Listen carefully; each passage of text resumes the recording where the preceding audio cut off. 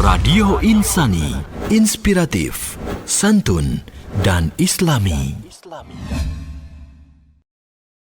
Bismillahirrahmanirrahim.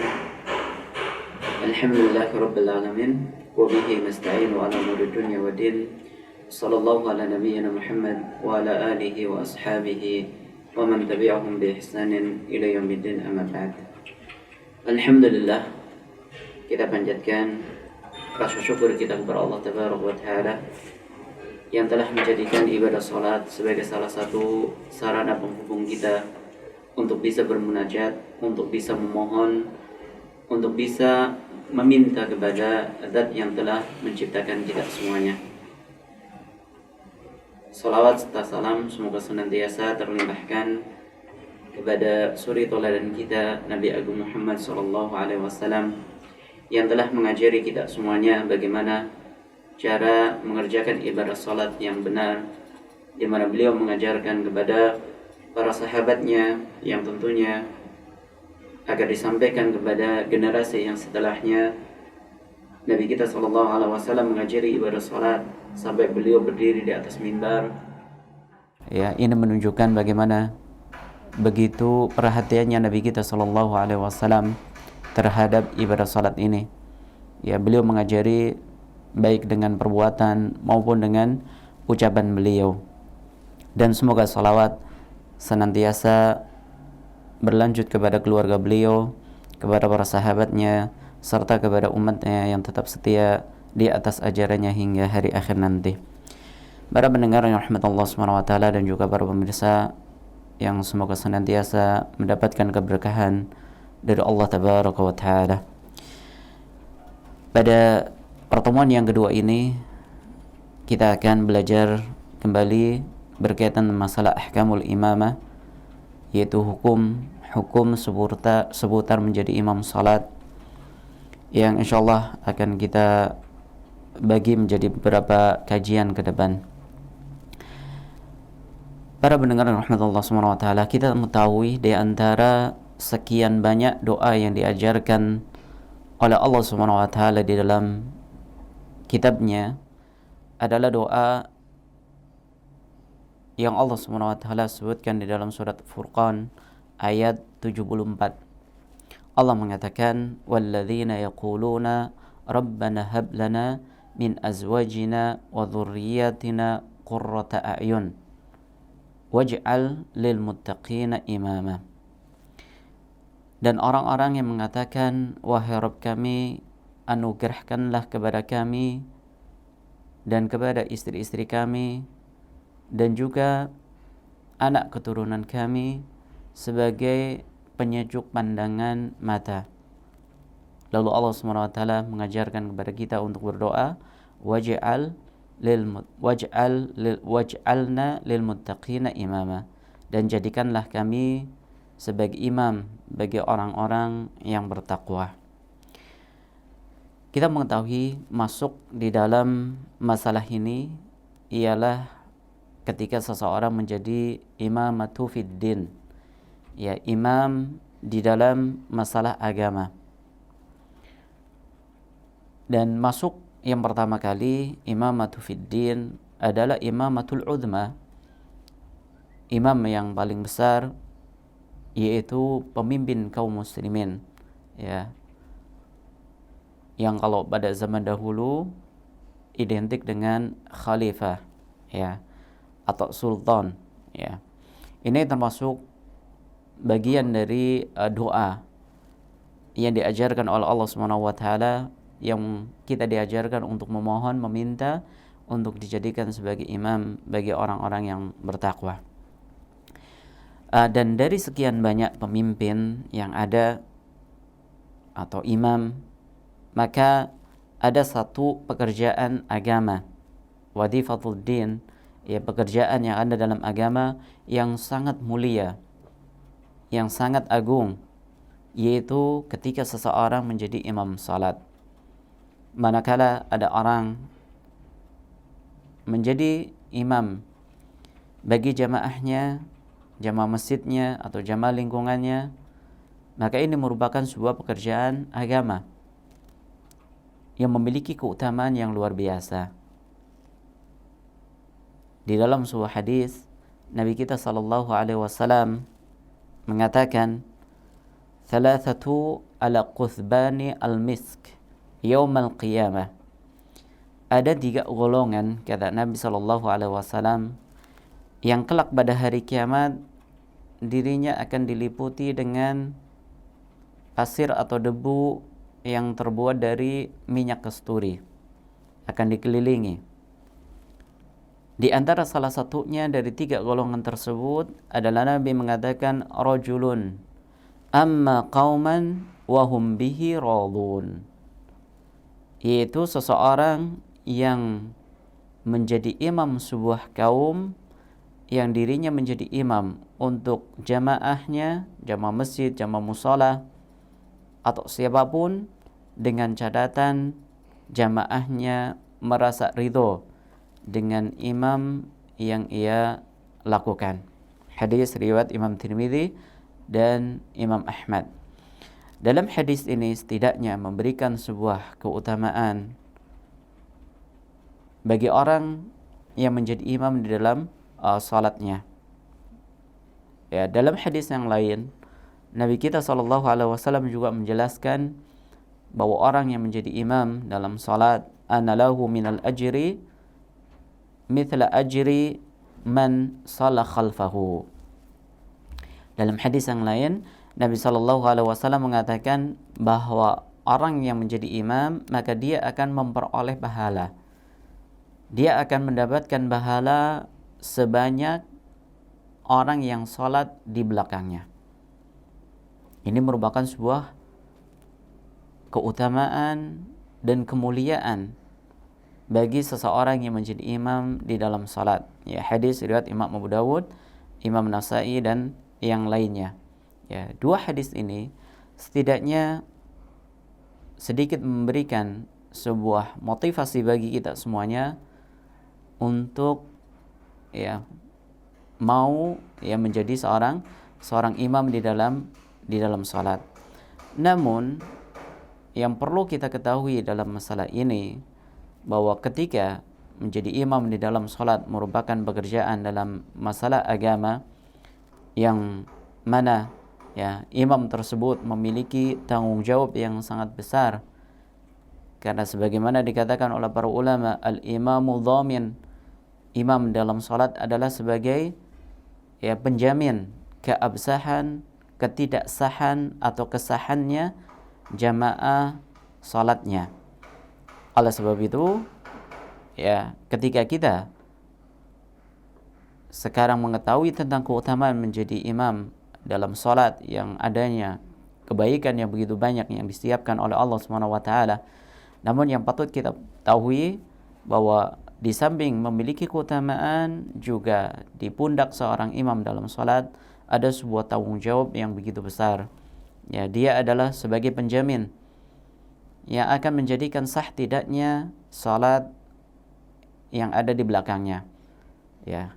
Contoh misalkan ketika ada orang salat akan tapi dia tidak memperhatikan tentang tumakninahnya, tentang rukunnya, kewajiban yang ada dalam salat, maka bisa jadi Anda sedang menjadikan semua jamaah salatnya tidak sah. Ketika Anda sebagai imam akan tapi gerakannya terlalu cepat sehingga sulit bagi jamaah yang lain untuk bisa mengikuti bacaan atau membaca bacaan-bacaan yang ada dalam salat, maka ini pun akan menjadikan Anda berdosa, sebagaimana ketika Anda mengerjakan ibadah salat tatkala sebagai imam sempurna di dalam tumakninahnya, gerakannya, rukunnya dan seterusnya, maka Anda akan mendapatkan pahala bagi setiap orang yang salat di belakangnya. Dan cukuplah keutamaan di dalam menjadi imam dalam salat adalah pilihannya Nabi sallallahu alaihi wasallam dan juga para khulafa'ur rasyidin yang mana mereka memilih untuk menjadi imam salat pada zamannya. Ini merupakan sebagai salah satu tanda, sebagai bukti bahwa yang namanya menjadi imam dalam salat merupakan keutamaan yang luar biasa. Padanya memiliki pahala yang begitu melimpah. Namun Ya, yang perlu kita ketahui sekali lagi bahwa di pundak seorang imam dalam salat itu ada sebuah tanggung jawab yang begitu besar. Oleh sebab itu para sahabat ada yang pernah datang kepada Nabi sallallahu alaihi wasallam yang memohon kepada Nabi, ij'alni imam qaumi. Wahai Rasul, tolong jadikan diriku untuk menjadi imam salat untuk kaumku. Ya. Lalu Nabi sallallahu alaihi wasallam mengatakan anta imamuhum waqdi bi'ad'afihim. Ya, engkau adalah imam bagi mereka. Namun perhatikan, ya, ketahuilah kondisi para jamaah yang salat di belakang Anda. Ya, ini juga merupakan sebuah nasihat ya bagi setiap orang yang menjadi imam dalam salat, harus memperhatikan ya kondisi jamaahnya. Oleh sebab itu dalam sebuah hadis yang diriwayatkan oleh Imam Bukhari dan Muslim, ya, dari hadis Abu Hurairah radhiyallahu taala anhu, Nabi mengatakan idza sala ahadukum ya bin nas, apabila salah seorang di antara kalian menjadi imam bagi manusia, maka falyukhaffif, maka hendaknya di dalam mengerjakan ibadah salat itu diberingan. Artinya diberingan, insyaallah nanti kita akan jelaskan, adalah ketika seseorang mengerjakan ibadah salat sesuai dengan ajarannya Nabi sallallahu alaihi wasallam. Bukan maksud diberingan di sini adalah sesuai dengan hawa nafsu kita, ya, atau sesuai dengan keinginan jamaah, tidak. Karena Nabi sallallahu alaihi wasallam walaupun beliau adalah seperti dalam hadisnya Anas yang mengerjakan ibadah salat secara ringan, akan tetapi beliau ketika salat maghrib terkadang beliau membaca surat At-Tur, ya, hampir berapa? 60 ayat. Ya, ini menunjukkan bahwa standar kita mengatakan takhfif atau meringankan salat adalah ketika kita sesuai dalam pengerjaannya dengan apa yang telah dicontohkan oleh Nabi sallallahu alaihi wasallam. Lalu Nabi sallallahu alaihi wasallam menjelaskan alasannya, fa inna fihim sakimu wad-dha'ifu wa dzal hajah. Karena di belakang Anda itu ada orang yang sedang sakit barangkali, atau ada orang yang lemah kondisinya, orang tua misalkan nggak mampu lama berdiri, dan barangkali di antara mereka ada orang yang sedang memiliki kebutuhan, memiliki keperluan. Ya, misalkan dia menghadiri sholat jamaah, akan tapi dia punya kebutuhan harus nebus obat yang harus buru-buru, atau misalkan ya istrinya mau melahirkan, dia harus buru-buru dan seterusnya. Ya, ada orang-orang yang memiliki kebutuhan. Ini ketika menjadi imam. Lalu Nabi sallallahu alaihi wasallam mengatakan wa idza shalla li nafsihi, dan jika engkau salat ya sendirian, maka falyutawwil ma syaa, perpanjanglah sesuai dengan apa yang kau inginkan. Ya, hadis riwayat Imam Bukhari dan yang lainnya. Ini beberapa etika yang diajarkan oleh Nabi sallallahu alaihi wasallam berkaitan masalah menjadi imam. Ya, ini barangkali sebagai muqaddimah bagi kita semuanya tentang keutamaan bagi kita menjadi seorang imam di dalam salat. Insyaallah pada pertemuan dan halaqah yang akan datang kita akan masuk kepada kriteria menjadi seorang imam. Wallahu a'lam bishawab. Ya baik Ustaz, terima kasih atas materi yang disampaikan di kesempatan pagi hari ini. Masya Allah sangat bermanfaat sekali buat kita semua. Dan di sesi kedua Ustaz, kita akan kembali lanjutkan membacakan beberapa pertanyaan yang sudah masuk Ustaz. Dan Alhamdulillah sudah banyak pertanyaan yang masuk di sini Ustaz, khususnya yang berkaitan dengan masalah imam ini Ustaz. Ya. Baik, pertanyaan pertama kami akan bacakan datang dari Pak Budi yang ada di Purwokerto. Assalamualaikum Ustaz. Waalaikumsalam warahmatullahi. Ustaz, bagaimana hukumnya seorang imam yang apabila sholat mau dimulai sementara jamaah yang anak-anak sangat berisik, imam tersebut diam saja tidak mau mengingatkan anak-anak tersebut Ustaz, tapi langsung dimulai sholat? Apakah benar Ustaz kalau sudah iqamah kita tidak boleh berkata apa-apa, jadi imam tersebut diam saja seperti itu Ustaz? Silahkan jawabannya. Nah, barakallahu, terima kasih atas pertanyaannya kepada Pak Budi yang mengeluhkan ya kondisi masjidnya ketika ditegakkan sholat berjamaah, di mana imamnya ya ketika mendapatkan ya suara ramai dari anak-anak, dan ini biasa, lalu tidak menegurnya. Ya, apakah di sini bagi jamaah itu tidak diperbolehkan untuk berkata-kata setelah ada iqamah. Terima kasih atas pertanyaannya.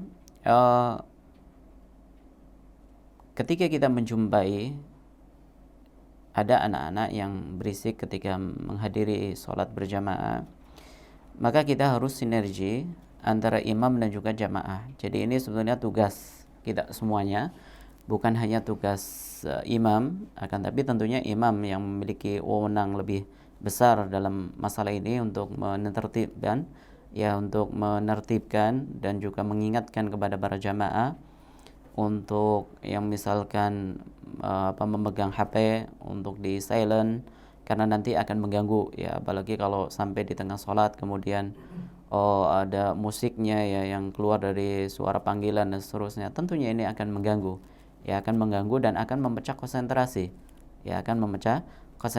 Saya pernah ya ketika sholat ya subuh, jadi imam kemudian jamaahnya HP-nya bunyi, dan bunyinya masya Allah ya musiknya dangdutan, sakitnya tuh di sini kayak gitu. Itu memecah konsentrasi. Yang seharusnya takbir dibaca samiallahu liman hamidah. Ya ini betul-betul mengganggu. Jadi ini sebenarnya wewenang imam ya, akan tetapi bukan berarti jamaah juga tidak memiliki kepedulian. Makanya tadi kita katakan harus ada sinergi antara imam dan juga jamaah. Apalagi jamaah yang membawa putra-putrinya. Dan dalam masalah membawa putra-putri ya, dari satu sisi memang untuk zaman kita sekarang ini sangat dianjurkan ya, kita biasakan membawa putra-putri kita ya ke masjid.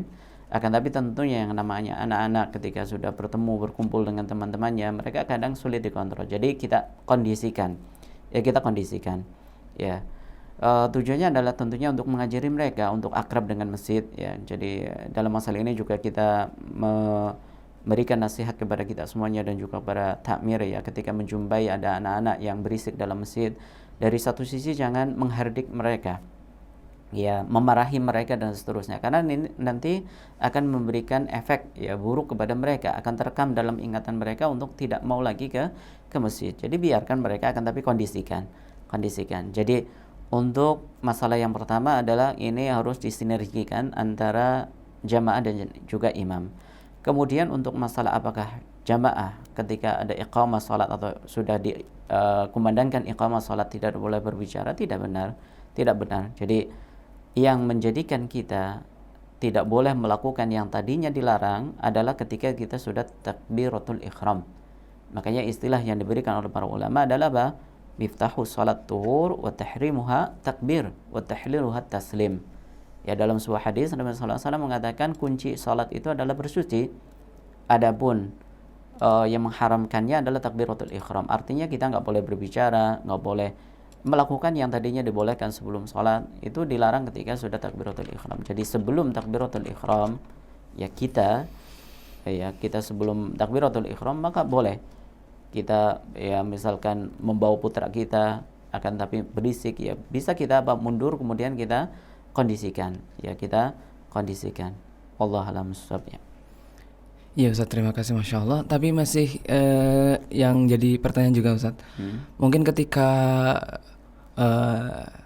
imam lupa mengingatkan dan juga makmum lupa men-silent ataupun mematikan, kemudian HP itu bunyi kan mengganggu Ustaz. Oh iya. Apakah si makmum ini diperbolehkan untuk mematikan handphonenya daripada bunyi terus seperti itu Ustaz? Terima kasih pertanyaannya. Iya, ini berkaitan dengan etika menjadi seorang makmum. Ya insyaallah ya akan kita jelaskan ya pada halaqah-halaqah ke depannya biidznillah. Etika seorang menjadi makmum maka harus perhatikan. Nabi SAW menjelaskan bahwa ya mulai dari apa? Man akala thawman wal basal la yaqrabanna masjidana. Barang siapa yang memakan bawang merah, bawang putih, ya para ulama menganalogikan yang memiliki bau ya, makanan yang memiliki bau khas ya, maka jangan mendekati masjid-masjid kami. Artinya jangan menghadiri sholat berjamaah. Ya, namun ini bukan berarti ya saya enggak sholat saja, enggak. Akan tapi ini sebagai sebuah celaan ya, karena apa? Karena ini akan mengganggu jamaah salat, bahkan mengganggu malaikat. Fa innal malaikata tata'adza kama yata'adza banu Adam. Ya, malaikat akan terganggu, yang ikut hadir dalam salat itu akan merasa terganggu sebagaimana ya orang atau jamaah itu juga merasa terganggu. Dari sini ketika kita sedang salat lalu HP kita bunyi, maka kita dibolehkan untuk melakukan gerakan. Bahkan apabila sampai mengganggu betul, maka gerakan yang kita lakukan itu menjadi wajib. Ya, akan menjadi wajib. Gerakan di sini adalah kita mematikan HP tersebut. Mematikan HP tersebut. Kalau ada di saku berarti kita ambil HP-nya, kita matikan. Yang menjadi masalah adalah ketika HP-nya ditaruh. Ya, HP-nya ditaruh di bawah atau di belakang. Ini menjadi masalah. Ya, berarti tetap ya dia melakukan gerakan dan gerakan tersebut tidak membatalkan sholat. Karena para ulama kita menjelaskan bahwa gerakan yang membatalkan sholat adalah ketika dia melakukan gerakan secara mutawaliyah, ya, secara berurutan, bukan untuk keperluan ibadah sholat. Misalkan ada orang melakukan gerakan yang menghitung kancing baju, ya, 1, 2, 1, 2. Itu jelas melakukan gerakan yang tidak ada kepentingannya dengan sholat. Akan tapi ketika kita mematikan HP, jelas ini ada kepentingan dengan sholat karena akan mengganggu jamaah yang lain. Wallahu ta'ala a'lam bishawab. Mungkin ini ya yang bisa kita sampaikan. Insyaallah pada pertemuan yang akan datang kita lanjutkan kembali. Ya, akhirnya kita tutup. Subhanakallahumma bihamdika asyhadu an la ilaha illa anta astaghfiruka wa atubu ilaik. Assalamualaikum warahmatullahi wabarakatuh.